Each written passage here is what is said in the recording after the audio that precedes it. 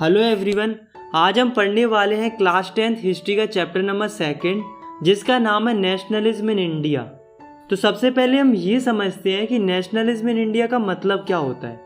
तो नेशनलिज्म का मतलब होता है अपने देश के प्रति प्यार और गर्व की भावना होना, जिसे हम आसान भाषा में देशभक्ति भी कह सकते हैं। तो आखिर हमारे देश इंडिया के लोगों के बीच में देशभक्ति की भावना कैसे पैदा हुई और इस फीलिंग को पाने के लिए हमारे देश के लोगों ने क्या क्या स्ट्रगल किया, चलिए जानते हैं इस वीडियो में।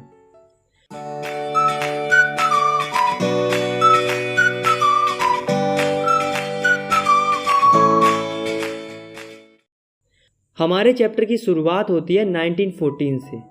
ये वो साल थी जब विश्व की दो महान शक्तियां आपस में लड़ाई लड़ने लगती हैं। एक तरफ थी अलाइड पावर्स और दूसरी तरफ थी सेंट्रल पावर्स। अलाइड्स पावर्स में थे रूस, ब्रिटेन, अमेरिका, जापान, ये देश आते थे। और सेंट्रल पावर में ऑस्ट्रो हंगेरियन, जर्मनी और ऑटोमन एम्पायर आते थे। तो ये दोनों ही पावर आपस में लड़ाई लड़ रही थी और इसी लड़ाई को वर्ल्ड वॉर फर्स्ट के नाम से जाना गया। अब आप लोग ज़रा ध्यान दो, इसमें जो ब्रिटेन है वो भी ये लड़ाई लड़ रहा था। हमारी इंडिया का डायरेक्टली इस वॉर से कोई कनेक्शन नहीं था, लेकिन इनडायरेक्टली कनेक्शन था, क्योंकि उस समय पर जो ब्रिटेन था वो हमारी इंडिया के ऊपर कब्जा बनाए हुए था। यानी कि उस समय पर हम ब्रिटिशर्स की कॉलोनी थे। चूँकि ब्रिटिशर्स इस वॉर को लड़ रहे थे और हम ब्रिटिशर्स की कॉलोनी थे, इसलिए इस वॉर का इम्पैक्ट हमारी इंडिया के ऊपर भी पड़ रहा था। अब क्या इम्पैक्ट पड़ रहा था, चलिए जानते हैं। Impact of first world war on India. पहला कि जो ब्रिटिशर्स थे वो वॉर लड़ रहे थे, जिस वजह से वो अपना डिफेंस एक्सपेंडिचर बढ़ा रहे थे और उसके लिए उन्हें पैसों की ज़रूरत थी। तो इसके लिए जो ब्रिटिश गवर्नमेंट थी वो कस्टम ड्यूटीज़ बढ़ा देती है और इनकम टैक्स इंट्रोड्यूस कर देती है। टैक्स बढ़ाने के कारण महंगाई बढ़ती जा रही थी। हर वस्तु की कीमत लगभग दुगनी हो चुकी थी, जिसके कारण लोग बहुत परेशान थे। लोगों का बुरा हाल था। ऊपर से जो ब्रिटिश गवर्नमेंट थी वो इंडियन लोगों को ज़बरदस्ती ब्रिटिश आर्मी में भर्ती कर रही थी, जिस वजह से लोगों को बहुत गुस्सा आ रहा था। हमारे देश के लोग परेशान तो थे ही, ऊपर से जो प्रकृति थी वो भी हमारा साथ नहीं दे रही थी। 1918-19 और 1920-21 की जो फसलें थी वो बरसात ना होने के कारण ख़राब हो जाती हैं और देश में खाने की कमी हो जाती है, जिस वजह से लोग भूखे मरने लगते हैं। और साथ में यही वो समय था जब देश में एक महामारी फैल रही थी जिसका नाम था इन्फ्लुएंजा एपिडेमिक, जिससे कई सारे लोग मर जाते हैं। दोस्तों, 1921 के सेंसस के हिसाब से ये बताया जाता है कि इंडिया के लगभग 13 मिलियन लोग मर जाते हैं इस भुखमरी और इस महामारी के कारण। लोगों को लग रहा था कि ये समस्या वॉर के ख़त्म होने के साथ ही ख़त्म हो जाएंगी, लेकिन अफसोस ऐसा नहीं हुआ। द आइडिया ऑफ सत्याग्रह। अब दोस्तों, ये जो परेशानियों का दौर चल रहा था, इस दौर में लोगों को ज़रूरत थी एक ऐसी लीडर की जो इनकी समस्याओं को ख़त्म करे। तो फाइनली जनवरी 1915 में एंट्री होती है the great man of India की, यानी कि महात्मा गांधी की। गांधी जी साउथ अफ्रीका से इंडिया आते हैं और एक आइडिया लेकर आते हैं जिसका नाम था सत्याग्रह। ये आइडिया था नॉन वायलेंस का, यानी कि अहिंसा का। गांधी जी कहते थे कि हमें जो भी लड़ाई लड़नी है उसे हम प्रेम से लड़ेंगे, बिना किसी अस्त्र शस्त्र का इस्तेमाल किए, सत्य की राह पर चलकर और शांतिपूर्ण तरीके से। गांधी जी ने इंडिया आने से पहले साउथ अफ्रीका में 1906 में अपना सबसे पहला सत्याग्रह आंदोलन ऑर्गेनाइज किया था, जो कि साउथ अफ्रीका के रेसिज्म सिस्टम के खिलाफ था। गांधी जी का यह आंदोलन सफल रहा था और उनके इस नए आइडिया की वजह से उन्हें साउथ अफ्रीका में खूब पॉपुलैरिटी मिली थी। और फिर जब वो इंडिया आए तो उन्होंने भारत में भी 3 अलग अलग जगहों पर सत्याग्रह आंदोलन स्टार्ट किए। तो भारत के अंदर गांधी जी ने सबसे पहला सत्याग्रह आंदोलन 1917 में स्टार्ट किया था, जो कि था चंपारण, बिहार में। तो ये लॉन्च किया गया था इंडिगो फार्मर्स के लिए। उस समय पर क्या हो रहा था कि जो ब्रिटिशर्स थे वो इन फार्मर्स को फोर्स करते थे इंडिगो की फसल उगाने के लिए, यानी कि नील की फसल उगाने के लिए। और जहाँ कहीं भी ये फसल उगाई जाती थी वो ज़मीन बंजर हो जाती थी। ऊपर से जो ब्रिटिशर्स थे वो इन किसानों को पैसे भी कम दे रहे थे। मतलब एक तो किसानों की ज़मीन भी खराब हो रही थी, ऊपर से उन्हें पैसे भी कम मिल रहे थे। तो इस बात से जो किसान थे वो परेशान थे। तो यहाँ पर गांधी जी क्या करते हैं, सारे किसानों को इंस्पायर करते हैं और मिलकर स्ट्रगल करते हैं और आवाज़ उठाते हैं इस प्लांटेशन सिस्टम के खिलाफ। तो यहाँ पर सक्सेस मिलने के बाद 1917 में ही गांधी जी जाते हैं गुजरात के खेड़ा डिस्ट्रिक्ट में। वहाँ पर वो देखते हैं कि यहाँ पर भी किसानों की कंडीशन ख़राब है। वहाँ के किसानों के साथ क्या हो रहा था कि उनकी जो फसलें थी वो ख़राब हो गई थी और एक प्लग नाम की बीमारी भी फैल रही थी वहाँ पर, जिस वजह से जो किसान थे वो टैक्स या रेवेन्यू नहीं दे पा रहे थे ब्रिटिश गवर्नमेंट का। तो गांधी जी इन फार्मर्स को सपोर्ट करते हैं और लॉन्च करते हैं अपना दूसरा सत्याग्रह और डिमांड करते हैं रिलैक्सेशन की। तो गांधी जी का जो दूसरा सत्याग्रह था वो भी सक्सेसफुल रहता है और जो किसानों का टैक्स या रेवेन्यू था वो भी माफ़ हो जाता है। इसके बाद 1918 में गांधी जी जाते हैं अहमदाबाद। अहमदाबाद में क्या हो रहा था कि जो वहाँ के वर्कर्स थे उनको बहुत ही कम वेजेस मिलती थी, यानी कि उनको बहुत कम पैसा मिलता था। तो जो वर्कर्स थे वो परेशान थे क्योंकि चीज़ों के दाम बढ़ रहे थे, इसलिए जो वर्कर्स थे वो थोड़े ज़्यादा वेजेस की डिमांड कर रहे थे। तो इसके लिए जो गांधी जी थे वो उनके सपोर्ट के लिए वो अपना तीसरा सत्याग्रह आंदोलन लॉन्च करते हैं और मांग करते हैं उनकी वेजेस बढ़ाने के लिए। तो ये मूवमेंट भी सक्सेसफुल रहता है। तो गांधी जी लगातार 3 बड़े बड़े सत्याग्रह आंदोलन करते हैं देश के अलग अलग हिस्सों में, जो कि सक्सेसफुल रहते हैं। अब दोस्तों जो आंदोलन हो रहे थे देश के अलग अलग जगहों पर, ये सब देखकर जो ब्रिटिशर्स थे वो शांत थोड़ा ना रहेंगे। ब्रिटिशर्स को इस बात से आ गया गुस्सा। ब्रिटिशर्स ने क्या किया कि एक लॉ पास कर दिया जिसका नाम था रॉलेट एक्ट। तो रॉलेट एक्ट एक कानून था जो कि 1919 में पास किया गया था। ये पास किया गया था इंपीरियल लेजिस्लेटिव काउंसिल के द्वारा, जो कि उस समय की ब्रिटिश पार्लियामेंट थी इंडिया के अंदर। इस लॉ की वजह से जो ब्रिटिश गवर्नमेंट थी उसको बहुत ही ज़्यादा इनॉर्मस पावर मिल जाती है। तो ये लॉ क्या कहता था कि जो भी व्यक्ति रिवॉल्यूशनरी एक्टिविटी करते पाया जाएगा तो उसको सीधा 2 साल के लिए जेल में डाल दिया जाएगा बिना किसी ट्रायल के। मतलब उसको कोई मौका नहीं दिया जाएगा अपनी बेगुनाही साबित करने का। ये लॉ इंडियंस के लिए इतना खराब था कि इस लॉ को ब्लैक लॉ भी बोला जाता था। अब जो ब्रिटिश गवर्नमेंट थी उसको जिस किसी पर भी शक होता था वो उसको सीधा जेल में डाल देती थी 2 साल के लिए, चाहे वो कोई आम नागरिक हो और चाहे वो कोई पॉलिटिकल लीडर हो। तो इस रॉलेट एक्ट के अगेंस्ट में जो गांधी जी थे वो अपना सत्याग्रह आंदोलन लॉन्च करते हैं इस रॉलेट एक्ट के विरोध में, जिसको बोला गया रॉलेट सत्याग्रह। तो ये जो सत्याग्रह था वो नेशन वाइड सत्याग्रह था।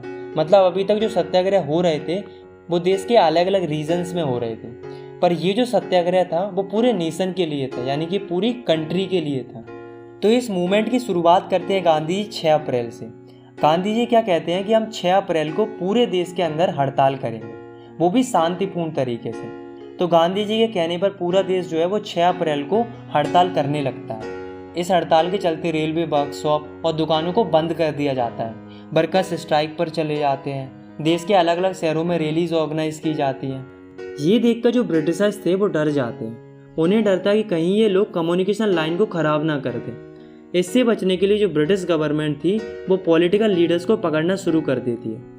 अमृतसर के बहुत सारे पॉलिटिकल लीडर्स को जेल में डाल दिया जाता है और गांधी जी को दिल्ली जाने से रोक दिया जाता है। यहाँ तक सब ठीक था, लेकिन 10 अप्रैल को जो ब्रिटिश पुलिस होती है वो अमृतसर में एक शांतिपूर्ण जुलूस पर गोली चला देती है। इसके बाद लोगों को बहुत गुस्सा आता है और वो बैंकों पर, पोस्ट ऑफिसेस पर, रेलवे स्टेशंस पर हमला कर देते हैं और तोड़फोड़ मचा देते हैं। सिचुएशन बहुत ज़्यादा ख़राब होने लगती है। इन हमलों को देखकर जो ब्रिटिश गवर्नमेंट होती है वो मार्शल लॉ लगा देती है। मार्शल लॉ लगने के बाद अब जो पावर थी वो मिलिट्री के पास पहुंच जाती है और उस समय पर मिलिट्री की जो कमांड थी वो थी जनरल डायर के पास। अब होता क्या है कि 13 अप्रैल का दिन था। इस दिन बहुत सारे लोग जलियांवाला बाग, जो कि अमृतसर में है, वहाँ पर इकट्ठे होते हैं। इस बाग में बैसाखी का मेला लगा हुआ था, तो ज़्यादातर लोग बैसाखी का मेला मनाने के लिए आए थे। ये लोग इनोसेंट थे, इन्हें नहीं पता था कि मार्शल लॉ नाम का कोई लॉ लगा हुआ है। तो ये सारे लोग चैन से बैसाखी का मेला मना रहे थे। पर इस बाग में कुछ लोग ऐसे भी थे जो रॉलेट एक्ट के अगेंस्ट में प्रोटेस्ट कर रहे थे।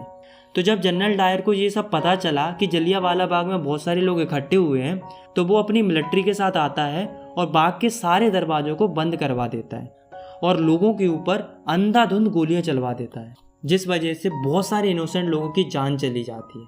इसी इंसिडेंट को बोला जाता है जलियांवाला बाग मैसेकर। इस इंसिडेंट ने पूरे देश को हिलाकर रख दिया था। नॉर्थ इंडिया के बहुत सारे शहरों के लोग सड़कों पर आ जाते हैं, हड़तालें होने लगती हैं, जनता और पुलिस के बीच में क्लैशेस होने लगते हैं, लोग गवर्नमेंट बिल्डिंग्स पर हमला कर देते हैं। मतलब बहुत ही ज़्यादा कॉम्प्लेक्स सिचुएशन होने लगती है। ये देखकर जो ब्रिटिश गवर्नमेंट होती है वो भी उतनी ही सख्ती से इंडियंस को दबाना शुरू कर देती है। उन पर नाक रगड़वाई जाती है, उन्हें क्राउल कराया जाता है, उन्हें सल्यूट करने के लिए फोर्स किया जाता है, लोगों को कोड़े मारे जाते हैं, कई सारे गाँव के ऊपर बम गिराए जाते हैं। गांधी जी कभी नहीं चाहते थे वॉयलेंस हो, यानी कि लड़ाई दंगे हो। ये सब देखकर गांधी जी को बहुत बुरा लगता है और वो रॉलेट सत्याग्रह को बंद करा देते हैं और अपना आंदोलन वापस ले लेते हैं। अब यहाँ पर गांधी जी को लगता है कि अगर हमें अंग्रेजों से लड़ाई लड़नी है तो हमें और बड़ा आंदोलन करने की ज़रूरत है, पर इसके लिए हिंदू और मुस्लिम का एक होना ज़रूरी है। अगर हिंदू और मुस्लिम एक हो गए तो जो मूवमेंट होगा वो और बड़ी स्केल पर होगा। तो चलिए अब हम देखते हैं कि हिंदू और मुस्लिम एक कैसे होते हैं। जो हिंदू थे वो डिमांड कर रहे थे स्वराज की, यानी कि इंडिपेंडेंस की, और वो लड़ाई लड़ रहे थे ब्रिटिशर्स के खिलाफ। वहीं जो मुस्लिम थे वो उस समय पर खिलाफत इशू पर काम कर रहे। तो ये खिलाफत इशू क्या था? देखो, वर्ल्ड वॉर फर्स्ट में बहुत सारी कंट्रीज आपस में लड़ रही थी। ऐसे ही जो ब्रिटेन था और जो टर्की था वे भी आपस में लड़ रहे थे। उस समय पर टर्की का जो राजा था वो था कैलीफट, जिसे हिंदी में बोला जाता है खलीफा। ये जो राजा था वो इस्लामिक हेड माना जाता था और जितने भी मुस्लिम्स थे वो इनकी बहुत ही ज़्यादा रिस्पेक्ट करते थे। तो होता क्या है कि इस वॉर में टर्की हार जाता है और ब्रिटेन जीत जाता है। अब जनता में एक अफवाह फैलने लगती है कि जो ब्रिटेन है वो टर्की के राजा के ऊपर यानी कि खलीफा के ऊपर एक हार्श ट्रीटी इम्पोज करने वाला है, मतलब ऐसे कानून लाने वाला है जो कि खलीफा के लिए बहुत बुरे होंगे। तो इस बात से जो इंडियन मुस्लिम्स थे उनको बहुत बुरा लग रहा था कि उनके जो हेड है खलीफा, उनके ऊपर एक हार्श ट्रीटी इम्पोज की जा रही है। इस बात से जो इंडियन मुस्लिम्स थे उनको ब्रिटिशर्स के ऊपर बहुत ज़्यादा गुस्सा आ रहा था। अब आपने एक चीज़ नोटिस की कि हिंदूज़ की दुश्मनी ब्रिटिशर्स के साथ थी और अब मुस्लिम्स की दुश्मनी भी किससे हो गई थी? ब्रिटिशर्स से हो गई थी। तो जब यहाँ पर हमारा दुश्मन एक था तो क्यों ना दोस्त बना जाए। गांधी जी को ये एक अच्छी अपॉर्चुनिटी लगती है हिंदू और मुस्लिम को एक करने के लिए। तो होता क्या है कि मार्च 1919 में बॉम्बे के अंदर एक कमेटी बनाई जाती है जिसका नाम था खिलाफत कमेटी। ये फॉर्म की जाती है कई सारे मुस्लिम लीडर्स के द्वारा, जिनमें से दो मेन लीडर थे जिनका नाम था मोहम्मद अली और शौकत अली। ये दोनों क्या करते हैं, ये गांधी जी के साथ डिस्कशन करते हैं कि मास एक्शन की गुंजाइश है कि नहीं है, मतलब हम बड़ी तादाद में आंदोलन कर सकते हैं या नहीं कर सकते हैं। गांधी जी कहते हैं बिल्कुल कर सकते हैं। अगर ये दोनों कम्युनिटी आपस में मिल गई तो आंदोलन बहुत बड़ी स्केल पर होगा और फिर तुम अपने खिलाफत इशू को निपटा लेना और हम अपने स्वराज इशू को निपटा लेंगे, दोनों का फ़ायदा हो जाएगा। तो इसी मुद्दे पर डिस्कशन चलता है और फाइनली सितंबर 1920 में कलकत्ता के अंदर कांग्रेस का एक सेशन होता है जिसमें गांधी जी कन्वेंस कर लेते हैं अदर कांग्रेस लीडर्स, और इस सेशन के बाद हिंदू और मुस्लिम लीडर्स एक हो जाते हैं और फिर एक नया आंदोलन शुरू करने का विचार करते हैं जिसका नाम था नॉन कोऑपरेशन मूवमेंट, यानी कि असहयोग आंदोलन। अब सवाल ये उठता है कि Gandhi ji non cooperation movement ही शुरू करना क्यों चाहते थे? Why non cooperation? तो इसका आंसर गांधी जी ने बहुत पहले ही दे दिया था। गांधी जी ने 1909 में अपनी बुक हिंद स्वराज में बताया था कि जो ब्रिटिशर्स थे वो इंडिया में इसलिए रूल कर पाए क्योंकि लोगों ने उनके साथ कोऑपरेट किया था, यानी कि उनका सहयोग किया था। और अगर इंडिया के लोग ब्रिटिशर्स के साथ कोऑपरेट करना बंद कर दें तो 1 साल के अंदर ही ब्रिटिश रूल खत्म हो जाएगा और हमारे देश के लोगों को स्वराज मिल जाएगा। इसलिए गांधी जी चाहते थे इंडियंस ब्रिटिशर्स के साथ कोऑपरेट ना करें। इसलिए गांधी जी मुस्लिम लीडर्स के साथ मिलकर नॉन कोऑपरेशन मूवमेंट स्टार्ट करना चाहते थे। अब देखते हैं इस नॉन कोऑपरेशन मूवमेंट के लिए गांधी जी क्या कहते हैं। तो गांधी जी कहते हैं कि सबसे पहले तो गवर्नमेंट के दिए हुए जो टाइटल्स हैं उनको सरेंडर करना होगा। दूसरी चीज़ ये बोलते हैं कि जो ब्रिटिश गवर्नमेंट की सर्विसेज है उनको बायकॉट करना होगा, जैसे कि civil services, army, police, courts, legislative councils, school and foreign goods, इन सबको छोड़ना पड़ेगा। ना ही इन सर्विसेज का इस्तेमाल करेंगे और ना ही इन सर्विसेज के लिए काम करेंगे।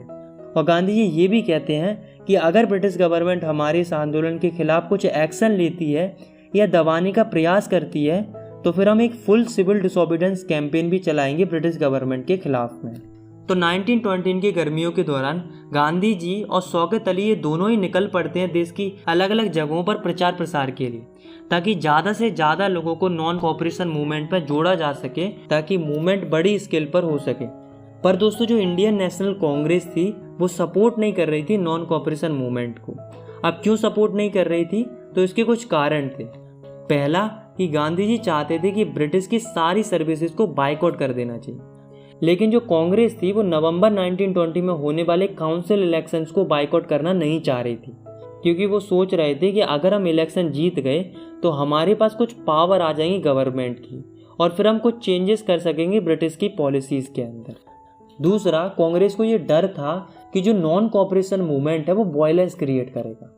तो इन दोनों कारणों की वजह से जो कांग्रेस थी वो इस आंदोलन को सपोर्ट नहीं कर रही थी। लेकिन फिर दिसंबर 1920 में नागपुर में कांग्रेस का एक सेशन होता है जिसमें जो कांग्रेस होती है वो उस नॉन कोऑपरेशन मूवमेंट के लिए तैयार हो जाती है, यानी कि उसको अडॉप्ट कर लेती है। मतलब अब आंदोलन करने के लिए गांधी जी को मुस्लिम्स का सपोर्ट भी मिल गया था और कांग्रेस का सपोर्ट भी मिल गया था। मतलब अब गांधी जी पूरी तरीके से तैयार थे आंदोलन की शुरुआत करने के लिए। तो फाइनली जनवरी 1920 में नॉन कोऑपरेशन मूवमेंट को स्टार्ट कर दिया जाता है। सेकंड टॉपिक है हमारा differing strands with in the movement. तो चलिए अब हम देखते हैं कि ये आंदोलन आगे कैसे बढ़ता है और इस आंदोलन के अंदर क्या क्या होता है। तो सबसे पहले हम देखते हैं the movement in the towns. मतलब टाउन्स यानी कि शहरों में ये आंदोलन किस तरीके से होता है। तो टाउन्स के अंदर सबसे ज़्यादा पार्टिसिपेट किया था मिडिल क्लास लोगों ने। तो देखो टाउन्स में होता क्या है, तो इस मूवमेंट के चलते टाउन्स में रहने वाले हज़ारों बच्चों ने गवर्नमेंट स्कूल्स और कॉलेजेस को छोड़ दिया। टीचर्स और हेडमास्टर ने रिज़ाइन कर दिया। लॉयर्स ने अपनी लीगल प्रैक्टिसेस देना बंद कर दिया। ऑल पॉलिटिकल पार्टीज़ ने इलेक्शंस को बाइकआउट कर दिया। फॉरेन गुड्स को बाइकआउट कर दिया।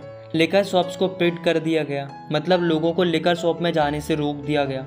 और फॉरेन क्लॉथ्स को जला दिया गया। अब इन सब कारणों की वजह से होता क्या है कि इंपोर्ट ऑफ फॉरेन क्लॉथ्स आधा हो जाता है। मतलब फॉरेन से जो कपड़े आते थे वो 1921 एंड 1922 के बीच में उनका इंपोर्ट आधी मात्रा में होने लगता है। और जो मर्चेंट्स और ट्रेडर्स होते हैं वो फॉरेन गुड्स को खरीदना और बेचना बंद कर देते हैं, जिस वजह से इंडियन टेक्सटाइल मिल्स और हैंडलूम्स का प्रोडक्शन बढ़ जाता है, यानी कि काफ़ी मात्रा में स्वदेशी कपड़ों का बनना शुरू हो जाता है।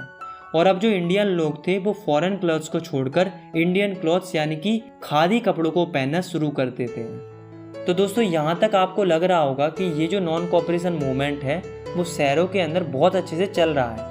लेकिन अफसोस ऐसा नहीं था। धीरे धीरे क्या होता है कि जो नॉन कोऑपरेशन मूवमेंट था वो शहरों के अंदर धीरे धीरे कमज़ोर पड़ने लगता है, यानी कि स्लो डाउन होने लगता है। अब स्लो डाउन क्यों होने लगता है, तो इसके पीछे कारण थे। पहला कारण था कि जो इंडियन क्लॉथ थे यानी कि जो खादी क्लॉथ्स थे वो बहुत महंगे थे, क्योंकि उन्हें हाथों से बनाया जाता था। इसलिए जो गरीब लोग थे उन्हें मजबूरीवश फॉरेन क्लॉथ्स को खरीदना पड़ रहा था, क्योंकि वो सस्ते थे, क्योंकि वो मशीन से बनते थे। दूसरा कारण था कि इंडियन इंस्टीट्यूशंस की कमी थी। मतलब कि इंडिया के खुद के कोई स्कूल्स और कॉलेजेस नहीं थे, सब ब्रिटिशर्स के थे। तो उस समय पर कोई भी अल्टरनेटिव नहीं था, जिस वजह से सारे स्टूडेंट्स और टीचर्स ने मजबूरी में आकर फिर से गवर्नमेंट स्कूल्स और कॉलेजेस को ज्वाइन करना शुरू कर दिया। सिमिलरली जो लॉयर थे उनके पास भी कोई और ऑप्शन नहीं था, जिस वजह से वे भी मजबूरी में आकर गवर्नमेंट कोर्स को ज्वाइन कर लेते हैं। तो दोस्तों इन्हीं कारणों की वजह से जो ये मूवमेंट था वो सिटीज़ के अंदर धीरे धीरे कमज़ोर पड़ने लगा था, यानी कि स्लो डाउन होने लगा था। Rebellion in country side. अब हम देखते हैं कि कंट्री साइड में यानी कि ग्रामीण इलाकों में ये मूवमेंट किस तरीके से चल रहा था। तो ग्रामीण इलाकों में दो आंदोलन चल रहे थे। एक था पीजेंट्स का यानी कि किसानों का, और दूसरा था ट्राइबल पॉपुलेशन का यानी कि आदिवासी लोगों का। तो सबसे पहले हम देखते हैं किसानों का आंदोलन। तो इसके लिए हम देखते हैं अवध का केस। तो सिचुएशन क्या थी कि जो किसान थे वो बहुत ज़्यादा परेशान थे। किन से परेशान थे? तुलकदारों, जो बड़े बड़े लैंडलॉर्ड्स होते थे उनसे परेशान थे। अब क्यों परेशान थे? क्योंकि वो काफ़ी ज़्यादा रेंट चार्ज करते थे किसानों से, और वे बेगार भी कराते थे, मतलब कि किसानों पर काम भी कराते थे और उसका उन्हें कोई पैसा भी नहीं देते थे। ये समस्या केवल अवध की नहीं थी बल्कि पूरी कंट्री की थी, लेकिन फ़िलहाल हम अवध का एग्जाम्पल ले रहे हैं, इसलिए हम अवध की बात करते हैं। तो जो सारे किसान होते हैं वो डिमांड करते हैं किस चीज़ के लिए? पहला कि रेंट कम कर दिया जाए, दूसरा बेगार को ख़त्म कर दिया जाए, और तीसरा जो ऑपरेसिव लैंडलॉर्ड्स हैं उनका सोशल बायकॉट होना चाहिए। और इन सब में किसानों की मदद करते हैं बाबा रामचंद्र, जो कि एक सन्यासी थे जिन्होंने फीजी में एज अ इंडेंचुरल लेबर काम भी किया था। तो बाबा रामचंद्र और सारे किसान मिलकर जो तुलकदार और लैंडलॉर्ड्स थे उनके अगेंस्ट में अपनी डिमांड्स मनवाने के लिए मूवमेंट स्टार्ट करते हैं, जिसमें ये क्या करते हैं? ये करते हैं नाई धोबी बंद। मतलब जितने भी ऑपरेसिव लैंडलॉर्ड्स थे उनको बेसिक सर्विसेज देना बंद कर देते हैं, जैसे कि जो बार्बर्स थे वो इनके बाल काटना बंद कर देते हैं, और जो वॉशरमैन थे वो इनके कपड़े धोना बंद कर देते हैं। मतलब जो बेसिक सर्विसेज होती हैं उन्हें ही देना बंद कर देते हैं। जैसा कि आपको नाम से ही पता चल रहा होगा, नाई धोबी बंद। समझ रहे हो? नाई धोबी बंद। अब यहाँ पर एक नए लीडर की एंट्री होती है जिनका नाम था पंडित जवाहरलाल नेहरू। तो पंडित जवाहरलाल नेहरू और बाबा रामचंद्र ये दोनों मिलकर एक किसान सभा भी बनाते हैं जिसका नाम था अवध किसान सभा, जो कि किसानों की मदद के लिए अक्टूबर 1920 में बनाई गई थी। ये सभा इतनी अच्छी साबित हुई कि एक महीने में इसकी 300 से ज़्यादा ब्रांचेस खुल जाती हैं आसपास के गाँवों में। तो दोस्तों ये जो किसानों का आंदोलन चल रहा था वो धीरे धीरे वॉयलेंट होने लगता है। जो स्मॉल पीजेंट्स होते हैं वो तुलकदार और मर्चेंट्स के घरों पर अटैक कर देते हैं, बाज़ारों को लूट लेते हैं, ग्रेन्स को इकट्ठा कर लेते हैं। और तो और जो लोकल लीडर्स थे वो ऐसी अफवाह फैला रहे थे, गांधी जी ने कहा है कि छोटे किसान बड़े किसानों की ज़मीनें छीन लें। मतलब जो कोई भी कुछ भी कर रहा था वो ये कह रहा था कि हम तो गांधी जी के कहने पर कर रहे हैं।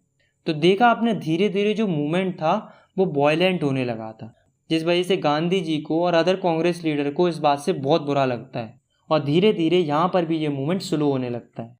अब हम देखते हैं कि ट्राइबल पॉपुलेशन में ये मूवमेंट किस तरीके से चलता है। तो आंध्र प्रदेश में एक जगह है गूडेम हिल्स के नाम से।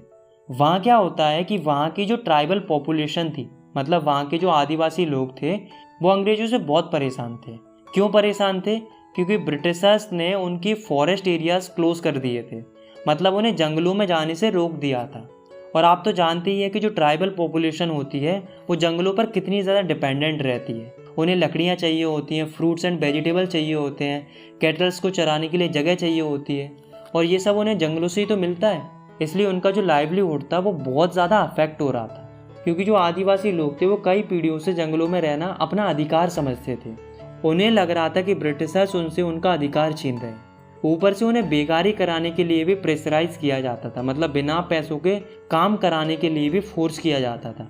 इस बात से जो ट्राइबल पॉपुलेशन थी उन्हें ब्रिटिशर्स के ऊपर बहुत ज़्यादा गुस्सा आ रहा था। तो इनकी मदद के लिए एक व्यक्ति उभर के आते हैं जिनका नाम था अलूरी सीताराम राजू। ये क्लेम करते थे कि इनके पास स्पेशल पावर्स हैं प्रेडिक्शन करने की, यानी कि भविष्यवाणी करने की, और ये कहते थे कि गोली भी इनका कुछ नहीं बिगाड़ सकती। ये जो थे वो गांधी जी से बहुत ज़्यादा इंस्पायर थे। ये सबसे बोलते थे कि खादी कपड़े पहनना चाहिए, शराब नहीं पीना चाहिए, पर ये गांधी जी की एक बात के बिल्कुल खिलाफ थे। ये कहते थे कि देश को अगर आज़ादी दिलानी है तो वो नॉन वायलेंस से नहीं दिलाई जा सकती, बल्कि उसके लिए हथियार उठाने पड़ेंगे, यानी कि लड़ाई वगैरह लड़नी पड़ेगी। तो अलूरी सीताराम राजू और सारे आदिवासी लोग मिलकर 1920 में एक मूवमेंट स्टार्ट करते हैं जिसका नाम था गोरिल्ला मूवमेंट। इसमें ये लोग क्या करते हैं, ये अटैक करते हैं पुलिस स्टेशंस पर और कई सारे ब्रिटिश ऑफिशियल्स को मारने लगते हैं। लेकिन अनफॉर्चुनेटली 1924 में क्या होता है कि जो अलूरी सीताराम राजू थे वो पकड़े जाते हैं ब्रिटिश पुलिस के द्वारा और उन्हें मार दिया जाता है। लेकिन तब तक वो लोगों के लिए एक फोक हीरो बन गए थे। आज भी गूडेम हिल्स के जो लोग हैं वो इन्हें याद करते हैं। स्वराज इन प्लांटेशन। दोस्तों पहले क्या होता था कि बहुत सारे लोग असम में एज अ प्लांटेशन वर्कर काम किया करते थे टी गार्डन्स में। तो 1859 में क्या हुआ था कि एक इनलैंड इमिग्रेशन नाम का एक एक्ट पास हुआ था, जिसके मुताबिक कोई भी प्लांटेशन वर्कर्स विदाउट परमिशन के टी गार्डन को छोड़कर नहीं जा सकता था। लेकिन जब वर्कर्स को पता चला कि गांधी जी ने नॉन कोऑपरेशन मूवमेंट स्टार्ट किया है तो बहुत सारे वर्कर्स प्लांटेशन फील्ड्स को छोड़कर भागने लगते हैं। लेकिन जब ये अपने घरों की तरफ जा रहे होते हैं तब उन्हें रास्ते में ही ब्रिटिश पुलिस पकड़ लेती है और उन्हें बहुत ही बुरी तरीके से मारा जाता है। तो दोस्तों अभी तक हमने अलग अलग जगहों के मूवमेंट के बारे में देखा। हमने सिटीज़ के मूवमेंट को देखा, गांव के मूवमेंट्स को देखा, ट्राइबल और प्लांटेशन वर्कर्स के मूवमेंट को देखा। तो यहाँ पर हमें क्या देखने को मिला कि लोग गांधी जी के नॉन कोऑपरेशन मूवमेंट को अलग अलग तरीक़ों से इंटरप्रेट कर रहे थे। सब लोग अलग अलग तरह से सोच रहे थे, सबके लिए स्वराज का मतलब अलग अलग था। और हमने ये भी देखा कि धीरे धीरे ये मूवमेंट वॉयलेंट होने लगा था, यानी कि हिंसक होने लगा था। इसी दौरान 1992 में क्या होता है, एक चौरी चौरा इंसिडेंट होता है। चौरी चौरा एक जगह है गोरखपुर डिस्ट्रिक्ट में। तो यहाँ क्या होता है कि बहुत सारे लोग यहाँ पर शांतिपूर्ण तरीके से प्रदर्शन कर रहे थे, यानी कि पीसफुल डिमॉन्स्ट्रेशन कर रहे थे मार्केट के अंदर। तो जो वहाँ की लोकल पुलिस थी वो इनके ऊपर अटैक कर देती है, यानी कि इनके ऊपर लाठीचार्ज कर देती है। इस बात से लोगों को पुलिस पर गुस्सा आ जाता है और कुछ लोग पुलिस स्टेशन में जाते हैं और वहाँ पर आग लगा देते हैं, जिसमें कुछ पुलिसमैन भी मर जाते हैं। ये सब वायलेंस को देखकर गांधी जी को और बुरा लगता है और वे नॉन कोऑपरेशन मूवमेंट को विड्रॉ कर लेते हैं, यानी कि बंद करा देते हैं। तो यहाँ पर जो नॉन कोऑपरेशन मूवमेंट था वो ख़त्म हो जाता है। थर्ड टॉपिक है हमारा टुवर्ड्स सिविल डिसोबीडियंस मूवमेंट। दोस्तों नॉन कोऑपरेशन मूवमेंट के ख़त्म होने के बाद गांधी जी को ये समझ में आ जाता है कि कोई भी मास स्ट्रगल करने से पहले लोगों को प्रॉपरली ट्रेन होना ज़रूरी है। लोगों को ये पता होना चाहिए कि मूवमेंट किस तरीके से करना है और मूवमेंट का मकसद क्या है, ताकि लोग पहले की तरह गलत तरीके से इंटरप्रेट ना करें। अब दोस्तों क्या होता है कि कांग्रेस के कुछ लीडर्स को ये लगता है कि हमें मास स्ट्रगल करने की बजाय इलेक्शन में पार्टिसिपेट करना चाहिए, जिससे हम काउंसिल में ही रहकर ब्रिटिश पॉलिसीज़ को अपोज कर सकते हैं। तो इसके लिए दो लीडर्स थे जिनका नाम था CR दास और मोतीलाल नेहरू। ये क्या करते हैं, एक पार्टी बनाते हैं जिसका नाम था स्वराज पार्टी। लेकिन दोस्तों जो जवाहरलाल नेहरू थे और जो सुभाष चंद्र बोस थे वो इसमें पार्टिसिपेट ही नहीं करते। वो कहते हैं कि अगर लोगों को पूर्ण स्वराज दिलाना है तो उसके लिए और बड़ा स्ट्रगल करने की ज़रूरत है, ना कि इलेक्शन लड़ने की। लेकिन दोस्तों उस समय पर इंडिया की सिचुएशन कुछ और चल रही थी। दोस्तों दो ऐसे फैक्टर्स थे जिन्होंने हमारी पॉलिटिक्स को काफ़ी ज़्यादा शेप किया, यानी कि काफ़ी ज़्यादा इम्प्रूव किया। पहला फैक्टर था ग्रेट इकोनॉमिक डिप्रेशन। हमने इसके बारे में क्लास 9th में भी पढ़ा था। ये स्टार्ट हुआ था 1929 में। तो इस ग्रेट इकोनॉमिक डिप्रेशन की वजह से इंडिया के ऊपर बहुत बुरा इम्पैक्ट पड़ा था। क्या इम्पैक्ट पड़ा था? पहला कि इस डिप्रेशन के चलते इंडिया में एग्रीकल्चर प्राइसेस बिल्कुल ही कम हो जाती है। दूसरा, एग्रीकल्चर गुड्स की डिमांड कम हो जाती है और एक्सपोर्ट कम हो जाता है, जिस वजह से जो किसान थे वो अपनी फसलें नहीं बेच पा रहे थे और ना ही ब्रिटिशर्स को टैक्स दे पा रहे थे। दूसरा फैक्टर था साइमन कमीशन। देखो क्या था कि ब्रिटेन में एक गवर्नमेंट थी जिसका नाम था टोरी गवर्नमेंट। तो ब्रिटेन की गवर्नमेंट क्या करती है, ये एक कमीशन बनाती है 1927 में, यानी कि कुछ लोगों का एक ग्रुप बनाती है। इस कमीशन को जो लीड कर रहे थे वो थे सर जॉन साइमन, इसलिए इस कमीशन को बोला गया साइमन कमीशन। ये कमीशन क्यों बनाया गया था, इसका ऑब्जेक्टिव क्या था? इसका ऑब्जेक्टिव था इंडिया के कॉन्स्टिट्यूशन को रिव्यू करना और कुछ चेंजेस को सजेस्ट करना, क्योंकि इंडियन लोग पुराने ब्रिटिशर्स के कॉन्स्टिट्यूशन से खुश नहीं थे। पर इस कमीशन में एक प्रॉब्लम थी कि इसमें 7 मेंबर थे और 7 मेंबर ब्रिटिशर्स थे, कोई भी इंडियन नहीं था। तो ये बात इंडियंस को सही नहीं लग रही थी कि एक तो इंडिया के कॉन्स्टिट्यूशन के लिए आ रहे हैं और ऊपर से उसमें इंडिया का कोई भी मेंबर ही नहीं है। तो ये प्रॉब्लम थी। तो जब ये कमीशन 1928 में इंडिया आता है तो बहुत सारे लोग इसका विरोध करते हैं, चाहे वो कांग्रेस हो और चाहे वो मुस्लिम लीग हो। सारे लोग मिलकर साइमन कमीशन का विरोध करते हैं और जोरों शोरों से नारा लगाते हैं, गो बैक साइमन, यानी कि साइमन तुम वापस चले जाओ। इतना हंगामा देखकर ब्रिटिश गवर्नमेंट को लगा कि कहीं सिचुएशन हाथ से ना निकल जाए। तो उस समय पर ब्रिटिश गवर्नमेंट का जो वाइसरॉय था वो था लॉर्ड इरविन। तो लॉर्ड इरविन सिचुएशन को कंट्रोल करने के लिए हमें 2 ऑफर देता है। पहला ऑफर देता है इंडिया के डोमिनेशन स्टेटस का। मतलब लॉर्ड इरविन कहता है कि आप इंडिया का डोमिनेशन स्टेटस ले लो, मतलब आप ही लोग रूल करना, आप ही लोग सब कुछ करना, लेकिन इंडिया रहेगा ब्रिटिशर्स के ही अंडर में। और दूसरा ऑफर देता है कि हम एक राउंड टेबल कॉन्फ्रेंस करेंगे जिसमें इंडिया के फ्यूचर कॉन्स्टिट्यूशन के बारे में डिस्कस करेंगे। तो ये 2 ऑफर देता है। लेकिन जो कांग्रेस थी वो इन दोनों ऑफर से खुश नहीं थी, स्पेशली जो रेडिकल्स थे, यानी कि जो गर्म स्वभाव के व्यक्ति थे कांग्रेस के अंदर, जैसे कि जवाहरलाल नेहरू और सुभाष चंद्र बोस।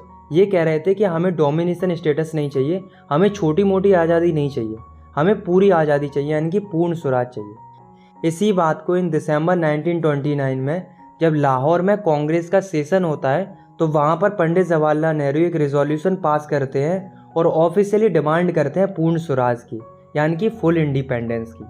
और ये ऐलान करते हैं कि हम आने वाली 26 जनवरी 1930 को as a independence day celebrate करेंगे और हम आज़ादी की लड़ाई के लिए शपथ भी लेंगे।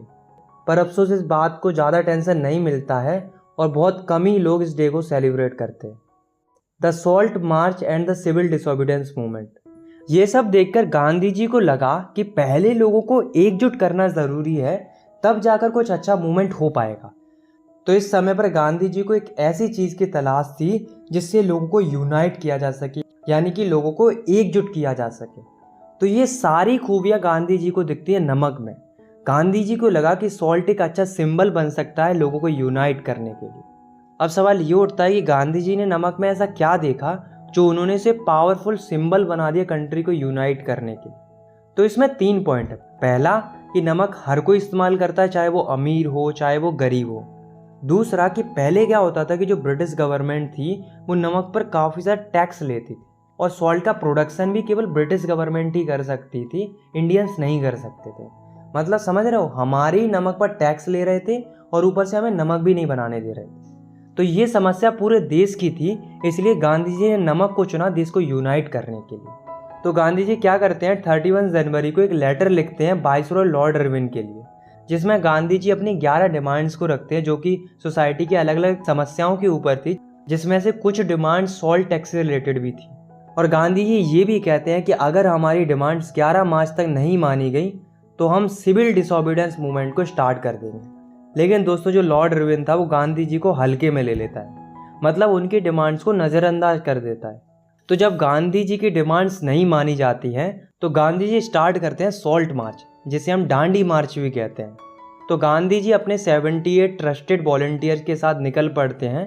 तो ये चलना शुरू करते हैं साबरमती आश्रम से, इन्हें पहुंचना था डांडी जो कि गुजरात में है। ये पूरी यात्रा थी 240 माइल्स की।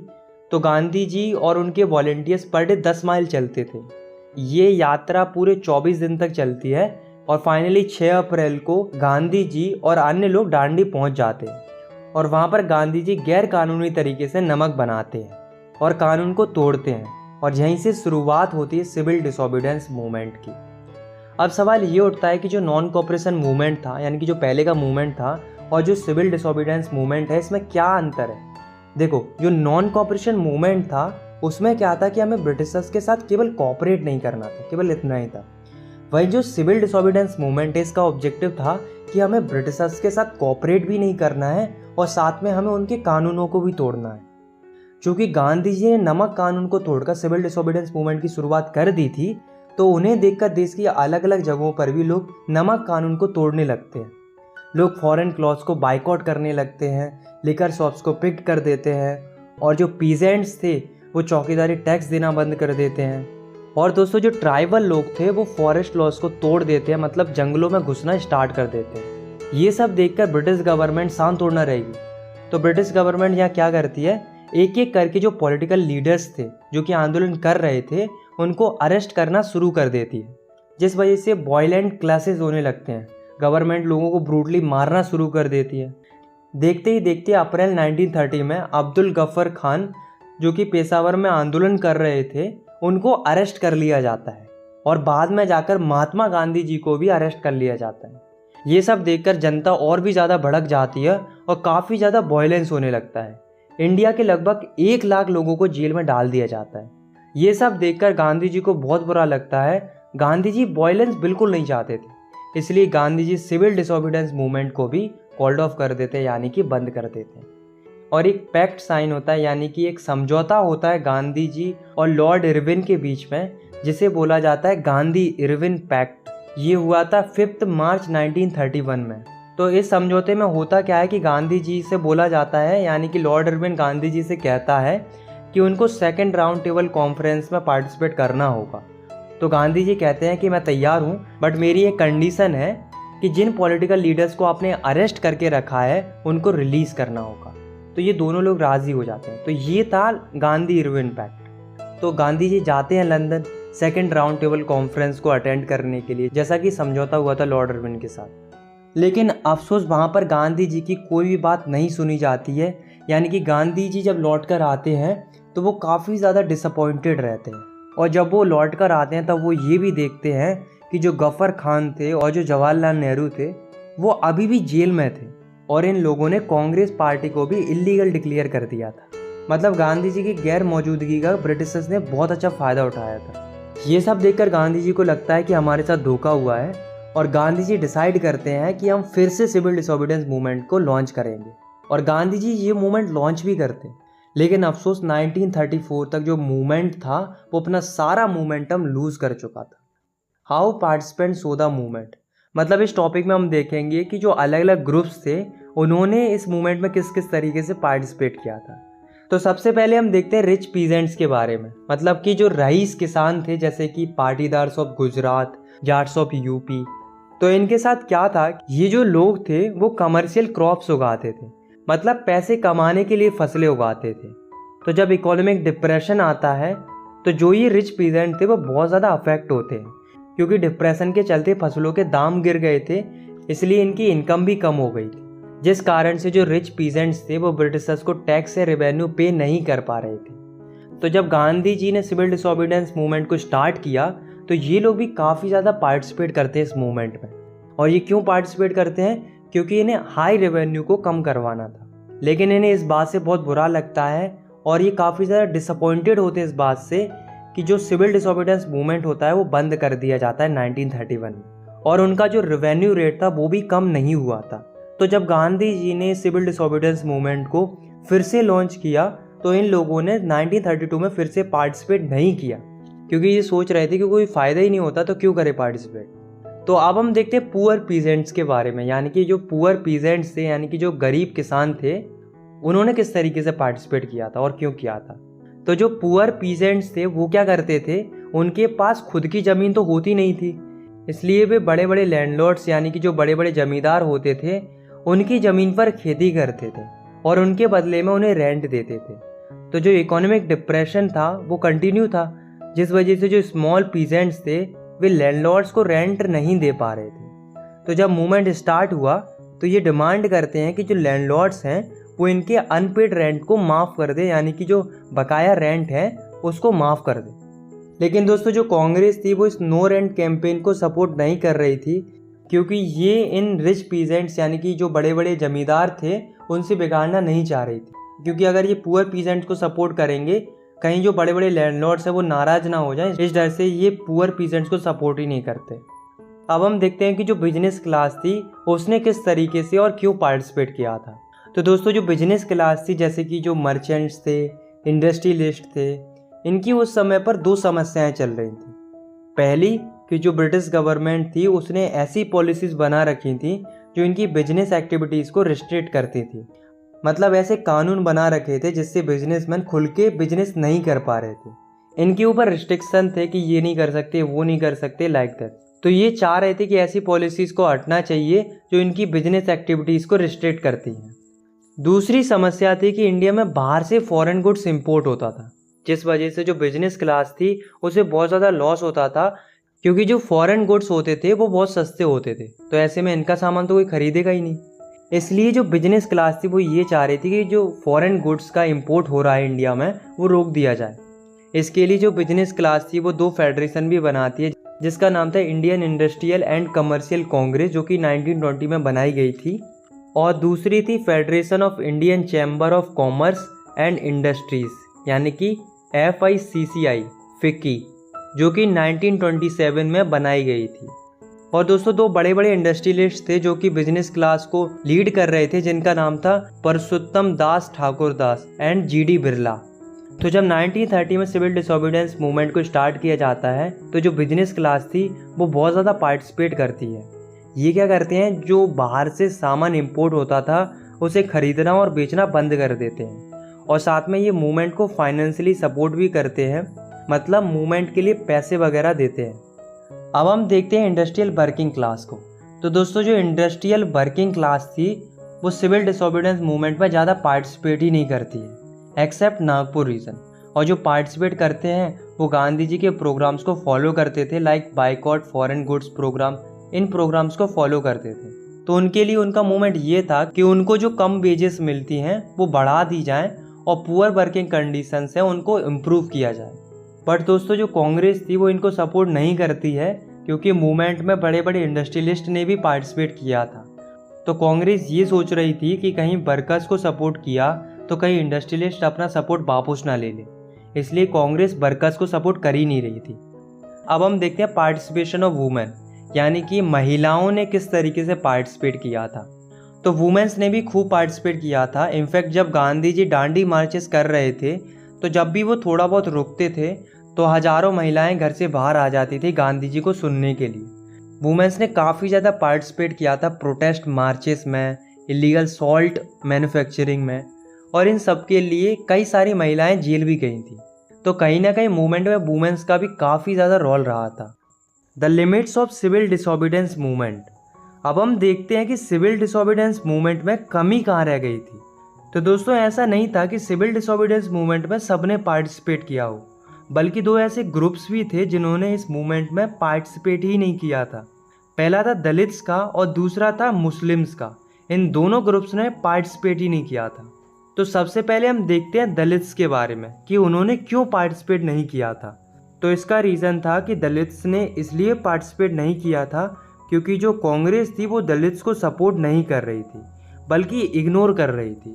क्योंकि कांग्रेस को ये डर था कि कहीं अगर उन्होंने दलित्स को सपोर्ट किया तो जो हाई क्लास हिंदू हैं वो ऑफेंड ना हो जाए, यानी कि बुरा ना मान जाए। क्योंकि उस समय पर जो हाई क्लास हिंदू थे उनका बहुत ज़्यादा पार्टिसिपेशन था मूवमेंट के अंदर, इसलिए कांग्रेस दलित्स को सपोर्ट करके इन हाई क्लास हिंदूज़ के साथ बिगाड़ना नहीं चाह रही थी।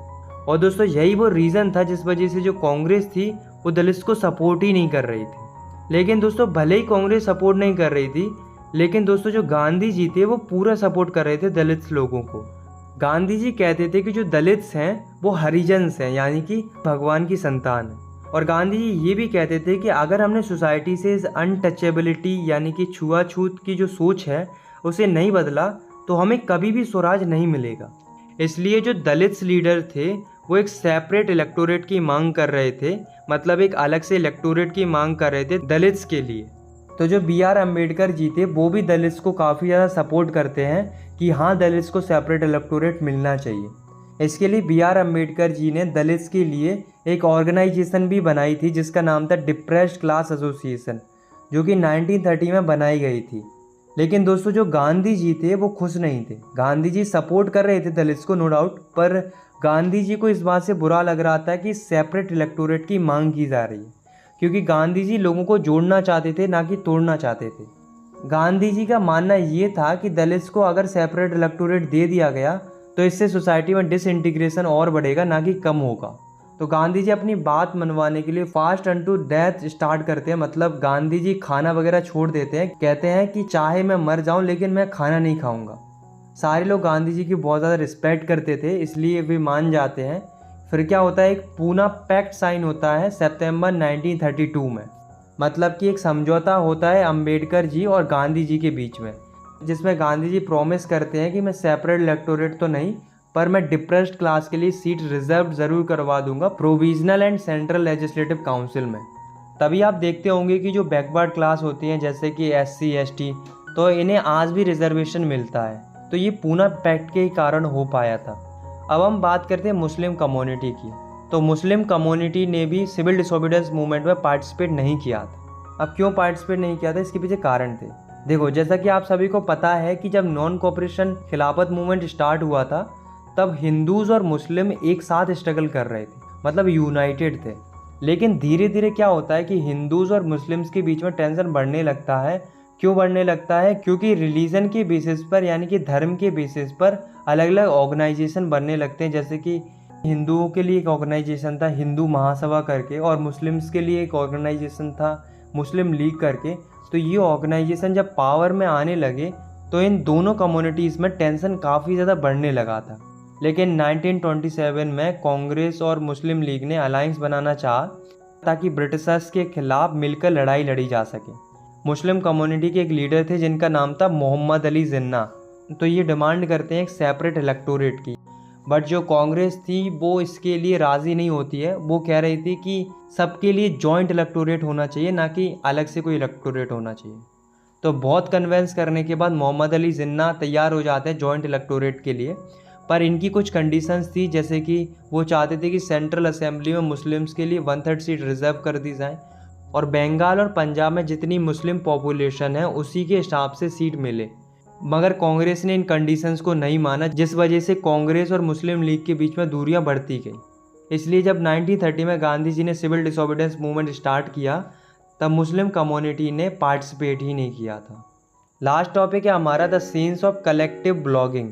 मतलब इस टॉपिक में हम पढ़ेंगे कि लोगों में सेंस ऑफ कलेक्टिव ब्लॉगिंगनेस कैसे आती है, मतलब सामूहिक अपनेपन का भाव कैसे पैदा होता है। तो इसमें 5 पॉइंट है।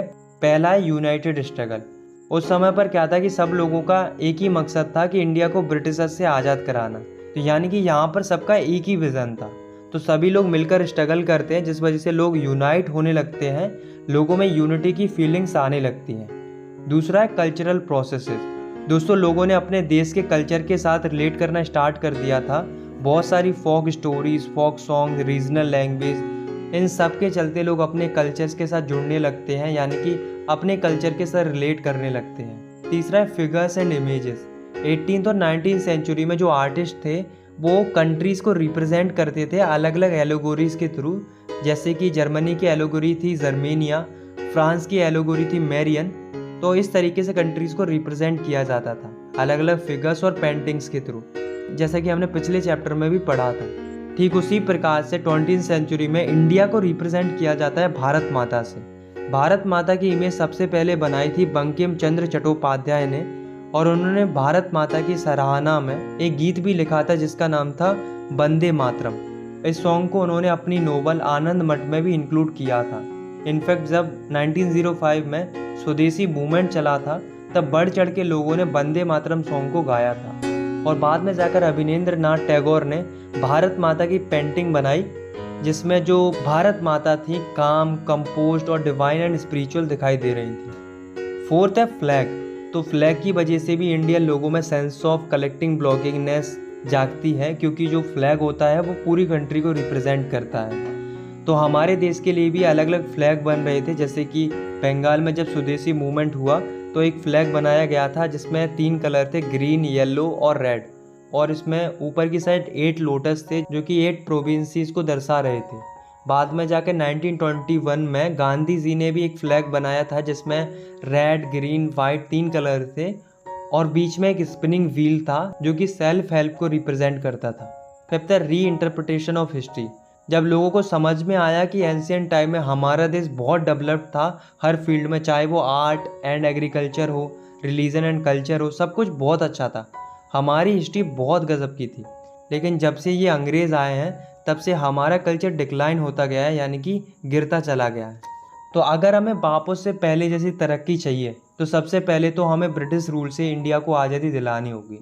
तो इस तरीके से लोगों में अपनेपन का भाव आने लगता है और धीरे धीरे नेशनलिज्म की जो फीलिंग होती है वो स्प्रेड होने लगती है, और बाद में जाकर हमारे देश को आज़ादी मिल जाती है। आई होप आपको ये वीडियो पसंद आई होगी। अगर आपको ये वीडियो पसंद आई तो आप इस वीडियो को लाइक कर सकते हो, और आप इस चैनल को सब्सक्राइब भी कर सकते हो ऐसी क्लास 10 की वीडियोस आगे देखने के लिए। मिलते हैं नेक्स्ट वीडियो में, तब तक के लिए टेक केयर, बाय बाय। और हाँ, इंस्टाग्राम पे फॉलो कर लेना, लिंक डिस्क्रिप्शन में।